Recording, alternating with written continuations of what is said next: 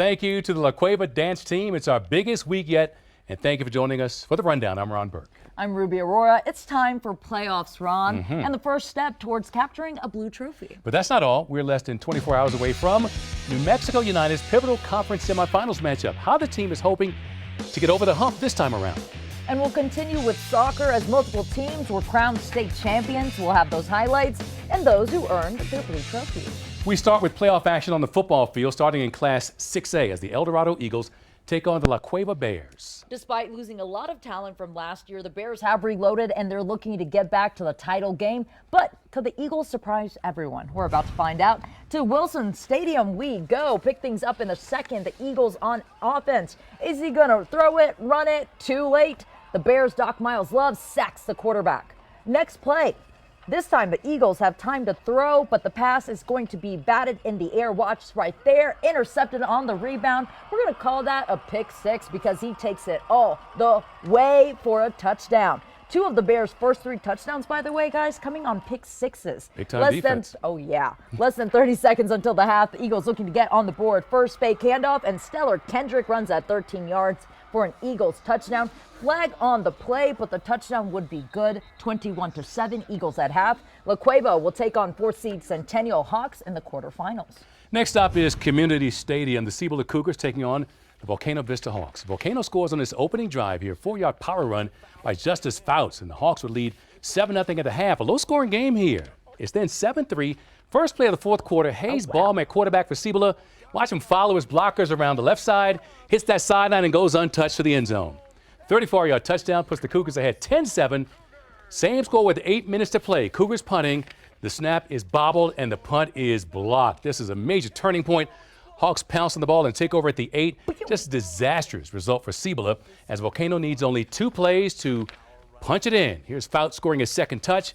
This one a crusher. Volcano Vista regains the lead and wins it 14-10. Hawks will take on Cleveland. Good game, too. Yeah, I'd rather They'll take on Cleveland in the quarters. We now switch fields to Los Lunas. Tigers taking on Piedra Vista. Let's go with it. Starting off for the Panthers, Grayson Cook gets the dish off. He'll run with it, literally. Nice pickup of 15 yards, putting the Panthers in the red zone. And then Amasi Griego says, I think I can cap this thing off. He finishes the drive, 6 points for Piedra Vista, and the Panthers strike first. Tigers quarterback on the move here. As they move the football, they go to the air first here, and then they hand it to Martin Cordova. And he will score the Tigers' first touchdown. He could see the treasure across the goal line. That's the first touch of the game. Then in the second quarter, Tigers building on their lead as they run the tush push to get Ceremons across the goal line for another touchdown. The tush push. Yeah, it's trickling down the ranks. Los Lunas wins a close one at home. They'll face off against the #1 seed in the class, Las Cruces, after a 28-24 win here.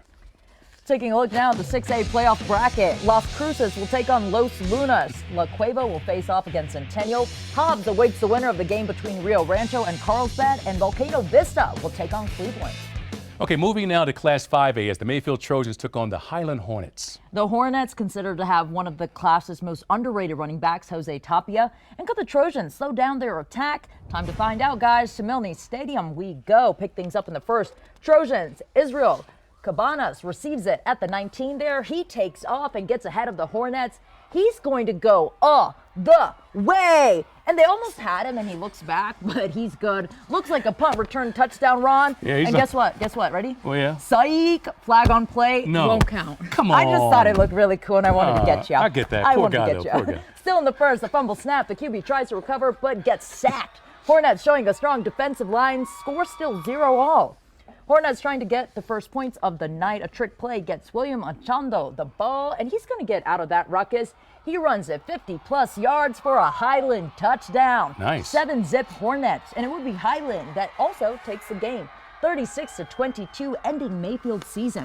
Highland will now be advancing to the next round where they'll take on the #1 seed, Artesia Bulldogs. All right, to Belen we go as the Eagles take on the Valley Vikings. Belen's Logan Gonzalez starts things off in a big way, hitting that hole, gaining big-time yardage, picks up more than 40 yards before the defense can bring him down.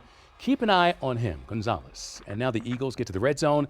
Vikings defense, though, playing some stout play here. Shutting down the run, holding Belen to a field goal. So that's a win for the defense. In the second quarter, Gonzalez begins to heat it up. As a receiver this time, down the seam, makes the catch all the way down to the 5-yard line. And from there, Balloon cruises in. It's number 12, Logan Gonzalez again. We are in Albuquerque. We did have balloons Balloon earlier. Fiesta, I know. Yeah, kinda. Vikings still looking to score. Then it's an errant snap on 4th down, so they turn it over on downs. Eagles gain possession in Vikings territory, and they are looking to go to work.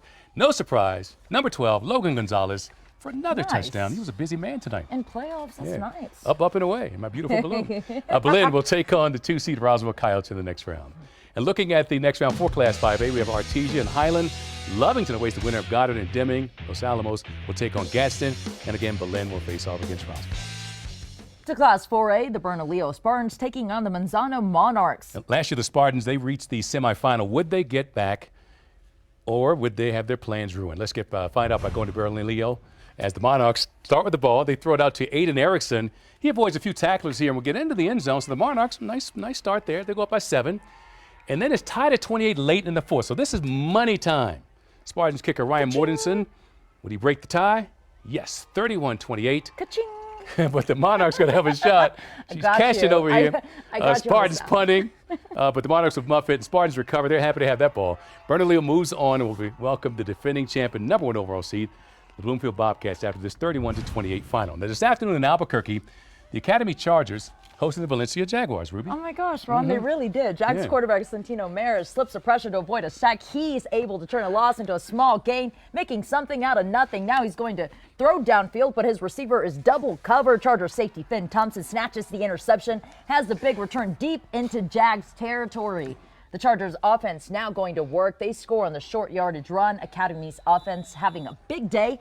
Later, the Chargers go to their passing game, and it's going to be deep. This pass finds receiver Logan Haig wide open. He scores easily as Albuquerque Academy rolls to a 42-0 shutout of Valencia.